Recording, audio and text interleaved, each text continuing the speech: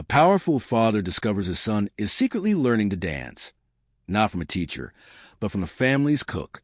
But when her tragic past is revealed and the boy begins to shine, the father must confront something he's long forgotten: how to truly feel. The first light of day streamed through the thick glass panels of the Whitaker estate, casting a pale golden hue across the ivory marble hallway. Marcus Whitaker, 42, CEO of one of Washington's leading tech corporations, walked with the cold precision of a man used to controlling every aspect of his life. His schedule was planned down to the minute. The house ran like a finely tuned machine, and there was no room for randomness. And yet, as he passed a row of glass doors leading to the backyard, he stopped abruptly. Out on the lush green lawn, his 12-year-old son, Elijah Whitaker, was dancing. But what made Marcus freeze wasn't just the dancing. It was who was teaching him: Sofia Morales, the family's cook. The two of them moved in surprising harmony. The steps weren't perfect, but Sofia's eyes sparkled with a pure joy that Marcus hadn't seen in his son in years. Since his wife's death, Elijah had grown quiet, withdrawn, and distant. But now he was smiling. A full, real smile. Marcus frowned. Sofia, the woman who had only been working here for less than 6 months, who had always kept to herself in the kitchen, was now out in the garden, dancing with his son. Her posture wasn't casual. These were the movements of someone who had been formally trained. There was technique, depth, and for some reason Marcus felt a strange rush of emotion, discomfort, with heavy steps. He opened the door, the sound of his shoes striking the stone pathway announced his presence like a drumbeat. Elijah was the first to notice. His smile vanished. He stepped back, arms at his sides, eyes averted. Sofia stood tall, calmly wiping her hands on her apron before turning to face Marcus. Her gaze was steady, unflinching. "What's going on here?" Marcus asked, his voice low and composed as always, but beneath it, a storm raged. "Elijah wanted to learn to dance," Sofia replied. "I was just helping him." Marcus turned to his son. "Since when do you want to dance?" Elijah mumbled, "For a while now." Marcus clenched his fist. He had never known, never asked, "Why didn't you tell me?" The answer didn't come from Elijah. It came from Sofia. Because he had no one to dance with. The words hung in the quiet garden like a needle piercing through the stone wall in Marcus's chest. He looked at the woman standing before him.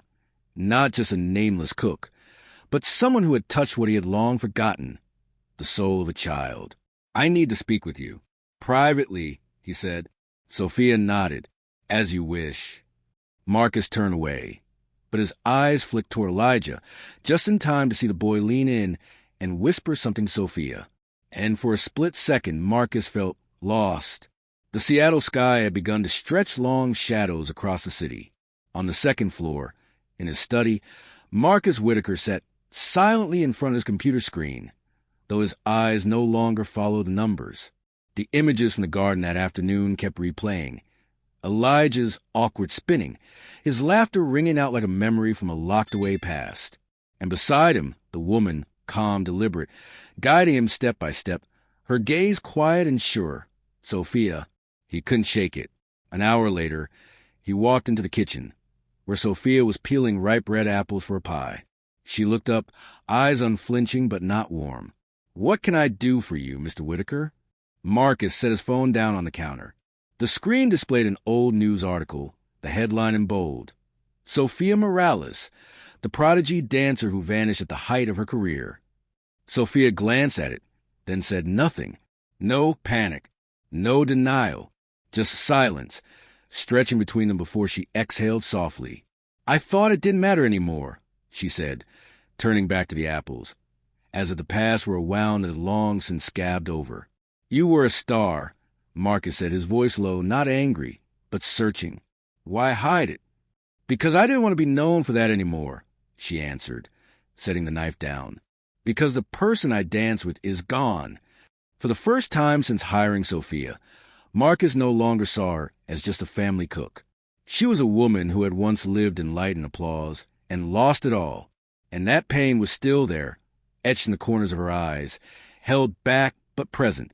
He, my boyfriend, Noah, died in a car crash right before the biggest performance of our lives. Sofia said, her gaze fixed not on Marcus, but through the small kitchen window behind him.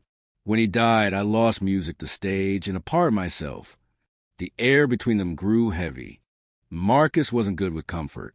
He was a businessman, a father bound by duty. But in that moment, he was just a man trying to understand a story he had never thought to ask about. And now you're teaching my son to dance? Sofia nodded, eyes unwavering. Because he reminds me of myself, she said softly. A child who forgot how to smile until music found him again. Marcus remained silent for a long time. For the first time, he wondered, had he been so busy that he failed to notice his son quietly fading away? He said nothing more, just turned away. But inside, something had begun to shift. Slowly, faintly. The next morning, a soft, gentle sunlight stretched across the marble kitchen floor, where Sofia was quietly whisking eggs for banana bread, Elijah's favorite. In the early light, her face held a calm serenity, tinged with something distant, as if her mind still lingered among unspoken memories. Elijah peeked his head through the doorway, his eyes lit up with joy. Sofia, can we practice again tonight? She smiled and nodded gently. If you wash your hand before dinner, then yes. Marcus stood farther back, half hidden by the doorway, watching the scene unfold. A part of him wanted to step in, and yet another part felt like a stranger in his own home. That evening, at the small studio at the end of the west hallway, the room that once served as Elijah's mother's art space, Marcus quietly pushed the door open. He stood behind the curtain, unseen. Elijah was dancing with Sofia. He repeated a sequence of complex steps that clearly went beyond just for fun. He was breathing hard, sweat on his brow, but his eyes showed no hesitation. Again, Sofia said, her voice firm but not harsh. He repeated the steps, this time with more control. When he stopped, Elijah leaned over with his hands on his knees, panting. Sofia, he gasped, if I keep practicing, do you think I could compete someday? The question caught Sofia off guard for a moment. She didn't answer right away. From the shadows, Marcus instinctively clenched his fists.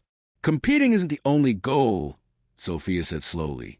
But if it's something you truly want, then yes, it's possible. Elijah looked up, his eyes shining with determination rare for a 12-year-old.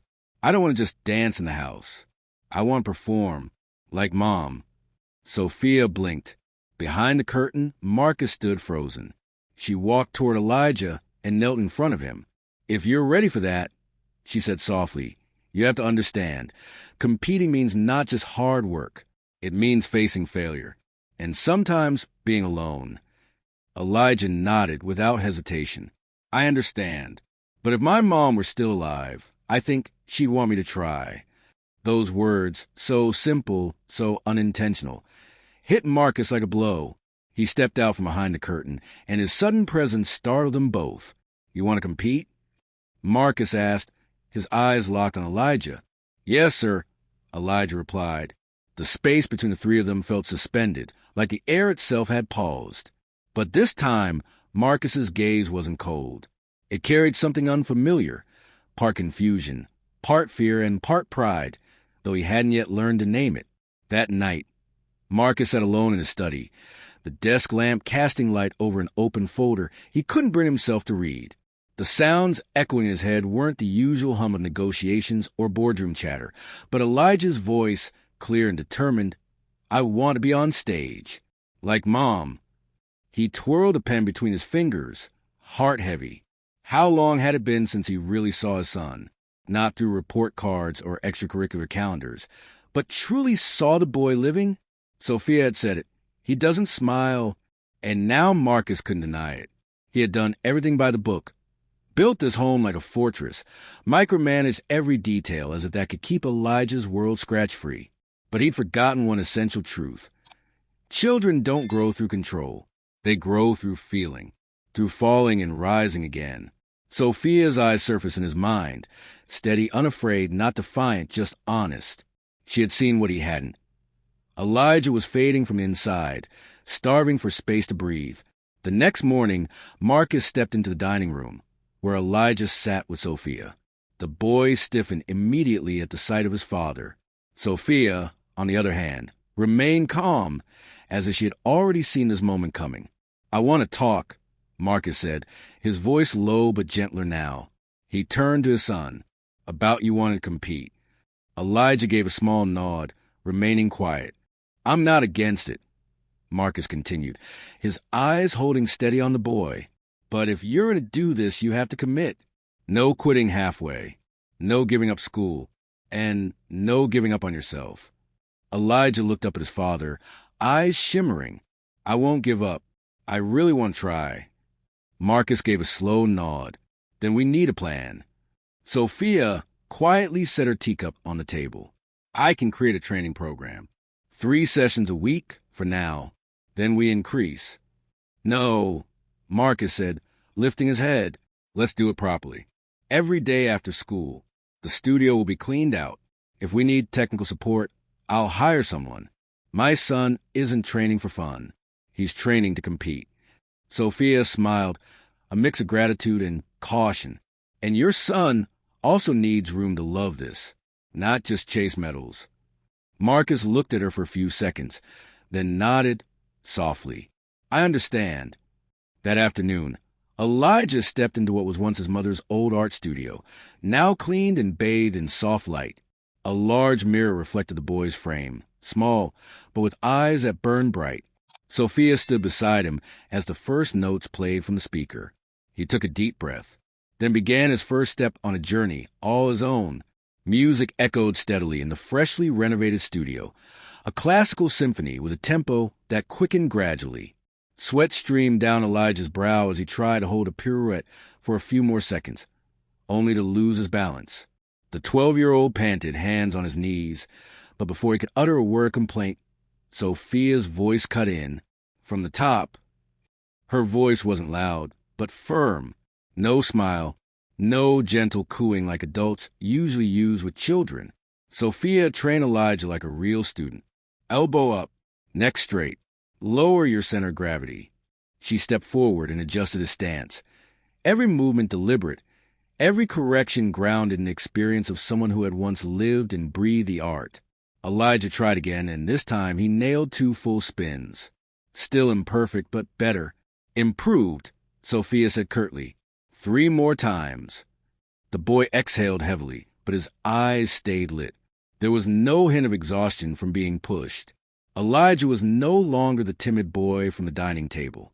Each practice was a test, and a quiet victory. From a distance, just beyond the slightly ajar door, Marcus watched in silence. At first, he told himself he was only there to make sure things were on track. But slowly his presence shifted, from supervision to genuine curiosity. He saw his son dance until his legs trembled, and still insist on trying again. He saw how Sofia didn't coddle, but was always there to correct, to support, like a silent pillar. Once, Marcus walked in just as Sofia instructed Elijah to repeat a solo section for the 8th time. "He's just a child," Marcus said, his tone sharp. "You don't have to push him to the point of exhaustion." Sofia turned around, her thin shirt damp with sweat, her eyes as sharp as ever.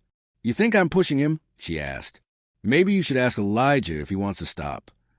Elijah was sitting on the floor, breath ragged, sweat dripping down his cheeks. But when Marcus looked at him, the boy lifted his head, eyes gleaming through the labored breaths. "I'm okay," he said. "I want to try again." Marcus stood still for a few moments, then gave a slight nod and quietly stepped out of the room. That night, he sat alone in the library, replaying old videos, clips of Emma, his late wife, performing on stage in Washington. Every movement she made was full of emotion, as if she danced not just with her body, but with her soul. Now, in Elijah's steps, Marcus saw something stirring back to life. Not Emma's silhouette, but her spirit, her fire. He used to think he could make up for Elijah's loss by keeping him safe. But what Elijah truly needed was the freedom to stumble and the strength to rise again on his own. Tomorrow's session would be longer, and Marcus knew he would be standing behind the door, watching once more. That afternoon, the studio was bathed in a soft golden hue as sunlight filtered through the large windows. Elijah was warming up, but something was different. His face lacked its usual glow. His movements were unsteady, heels lifting too early, arms slightly offbeat during his turns. Sofia frowned. From the top, Elijah bit his lip and nodded. But when he turned to execute a series of arabesques ending in a pirouette, he stumbled, nearly falling. The small slip made Sofia pause the music. "What's going on?" she asked directly. Her tone was calm, but concern peeked through. Elijah kept his head down, silent for a moment, then murmured, "I heard Caleb's competing this year, too." Sofia blinked. "Caleb Ortiz?" Elijah nodded. "I watched some of his videos online. He's amazing. His moves are sharp, fast, like there's not a single flaw." He looked up, eyes filled with hesitation. "He's been champion 2 years in a row. And I just started." Sofia finished gently but firmly. "Elijah, confidence doesn't come from comparing yourself to someone else. It comes from knowing how hard you've worked." But the doubt still lingered in his eyes. That night, Marcus was reading documents in the library when he noticed Elijah hovering at the doorway. "Something on your mind?" he asked, closing the notebook. Elijah stepped inside, his hand clenched into a small fist. "Dad, what if I don't win?" Marcus looked at his son for a long moment. "Do you think you won't?" Elijah shrugged. "I know I practice hard. But Caleb, I've watched his performances since he was 10. I've only been training for less than a year." Marcus crossed his arms and leaned back in his chair. "Do you know why I haven't interfered with your training?" Elijah shook his head. "Because I see something in you that I can't teach. Passion. Caleb might have started years before you, but he doesn't have what you have now. The courage to step up from behind the starting line and keep going without quitting." Elijah blinked, looking up at his father. "It's normal to be afraid of failing," Marcus continued. "But what sets you apart isn't whether you win or lose. It's whether you can stand on that stage, stare fear in the face, and dance like there's no tomorrow." The room fell silent for a moment. Then Elijah gave a small smile and nodded. "I'll give it everything I've got." Marcus stood, walked over, and gently ruffled his son's hair. "And that's the only thing I'll ever ask of you." The next morning, as Sofia was explaining hip rotation techniques, Elijah suddenly stopped mid-motion. "Miss Sofia," he called. "What is it?" He took a deep breath. "I'd like to add 1 more hour of practice every night, if that's okay." She narrowed her eyes, half surprised, half impressed. "Only 1 hour?" Elijah grinned.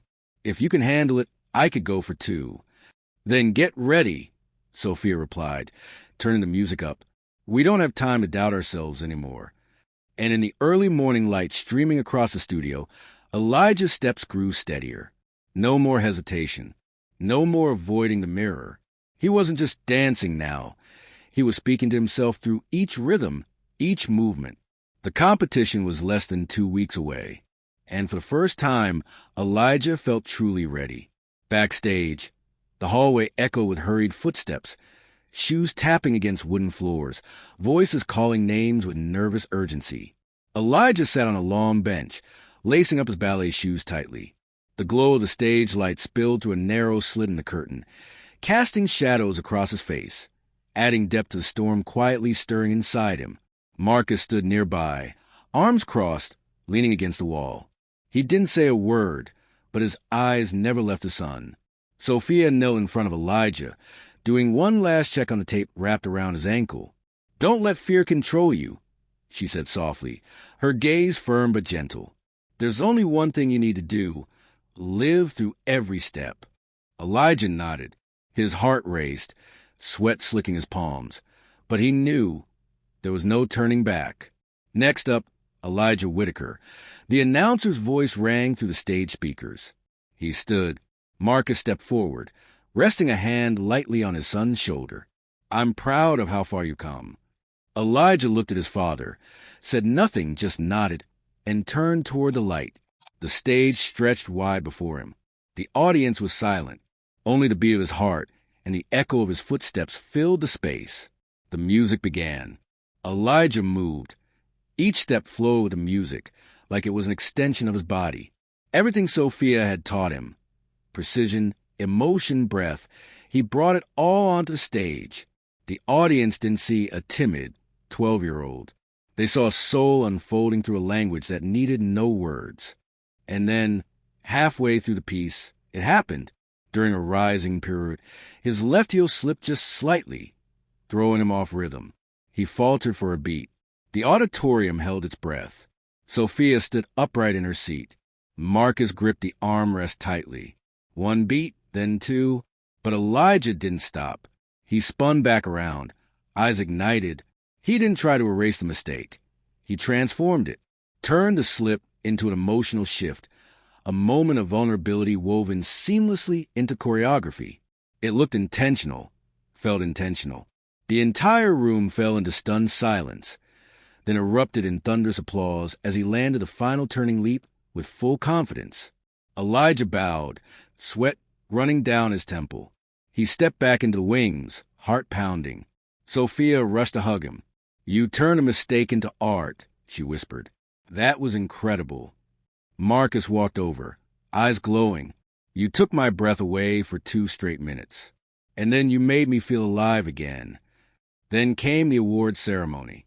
As expected, first place went to Caleb Ortiz. His technique was flawless. Elijah stood quietly behind the crowd, clapping in support.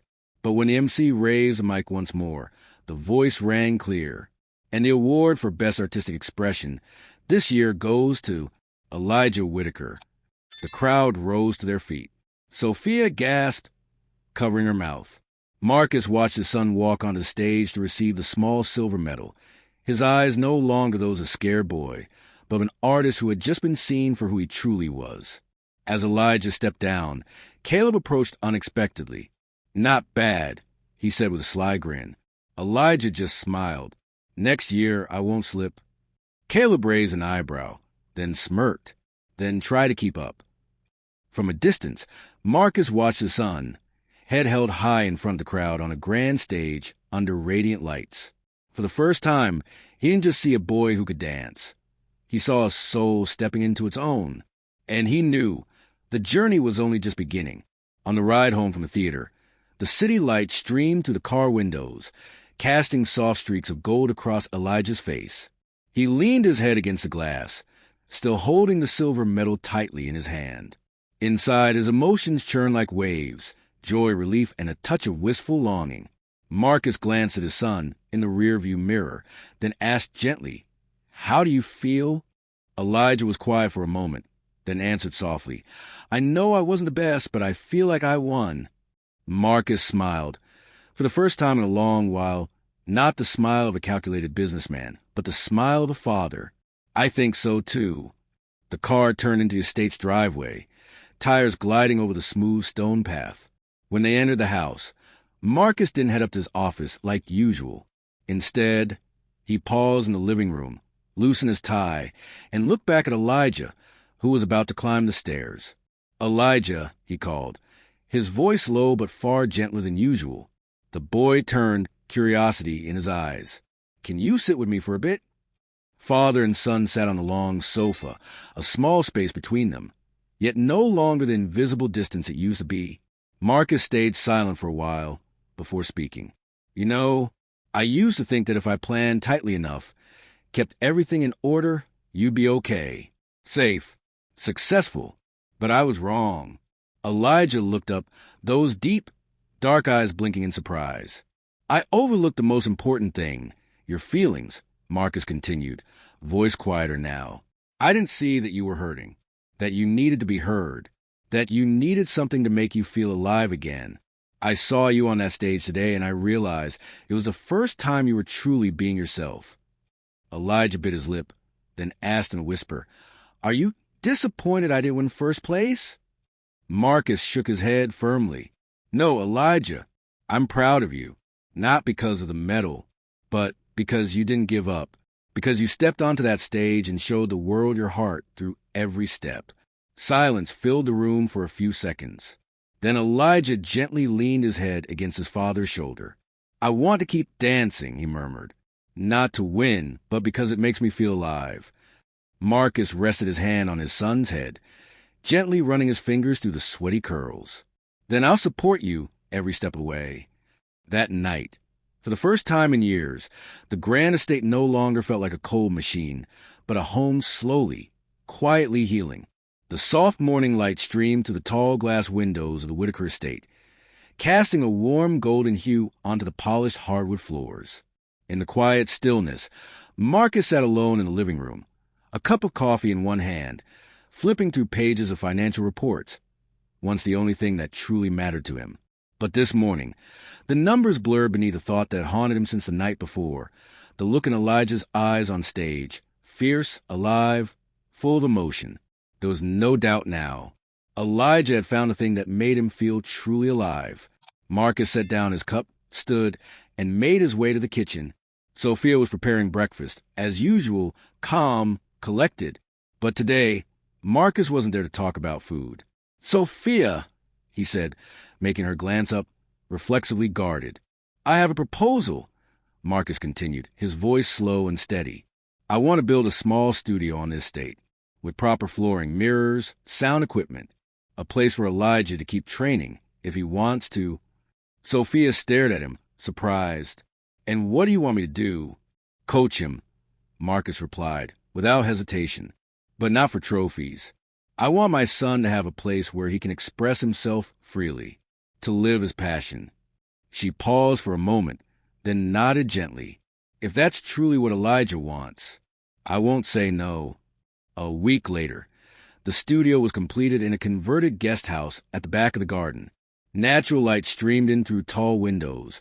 One wall was fully lined with mirrors, and a professional sound system had been installed. Elijah stepped inside, eyes wide with awe.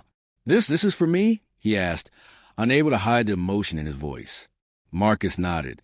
"For you, and for anyone who needs a place where they don't have to hide what makes them feel alive." The boy looked around, then turned and wrapped his arms around his father. "I'll give it everything I've got." Sofia stood by the doorway, smiling softly. She knew what had begun in that room wasn't just an artistic dream. It was a healing journey, for a boy, for a father, and for herself. And that was a lesson Marcus had never learned from all his successful contracts. Sometimes, the most important thing isn't control, but knowing when to let go, so the ones you love can learn to fly. That afternoon, the Seattle sky glowed with gentle warmth, mirroring the peace inside Marcus's heart. He sat in the front row of the Community Arts Center, where the local youth performance showcase was being held. Elijah waited behind the curtain, preparing for his solo. This time, the piece was his own idea, not meant to win anything, but to tell a story of loss, hope, and connection. Marcus clenched his hands in his lap, trying to steady his breath. The other performances passed by in a blur, his mind fixed on only one thing, his son. Then, the stage lights dimmed and rose again, and the music began, a symphony chosen by Sofia and Elijah together. It carried the grace of classical form, yet pulsed with deep emotion. Elijah stepped into the center of the stage. His first move was simple, not flashy, just a gentle bow, like wind brushing across a quiet lake. But in that single moment, Marcus knew. This was no longer the boy who once hid in the library, his eyes silent and distant. This was a soul, alive, truly alive, right there under the lights, where everyone could see. Elijah flowed with the music. Every movement a memory, every motion a release of emotion. At times, he opened his arms as if embracing something lost. At others, he drew inward, confronting fear. And then he soared, leaping into the light like he was breaking free from the invisible limits that had once held him down. From the front row, Marcus felt his throat tighten. He didn't see victory in those steps. He saw himself. The mistakes, the years he'd let slip away, the invisible walls he'd built to shield his son from the world, never realizing he'd also kept Elijah from truly touching life. When the piece ended, the room held its breath. Then the applause erupted, long, deep, and filled with a kind of understanding that needed no explanation. Marcus was the first to rise. He clapped not because Elijah was a son, but because Elijah had earned it, with his bravery, with the heart he had finally set free. As the boy stepped down from the stage, sweat still on his brow, his eyes glowing, Marcus opened his arms. "You did it, Elijah. And whether you dance or not, whether you win or not, Today, you touch your father's heart. Elijah wrapped his arms around his dad, tight. No words needed. That evening, in the quiet warmth of the living room, Sofia poured tea while Marcus sat quietly, gazing out the window at the moonlit garden. Outside, Elijah practiced a few movements in the new studio. Not for a trophy, not for a stage, just because he loved it. Marcus spoke softly, almost himself. Turns out, the most important thing isn't control or victory. It's getting to watch the person you love live true to their heart. Sofia said nothing. She just smiled, because in Marcus's eyes that night, she saw something new, a father who had finally learned to love unconditionally, deeply, and for real,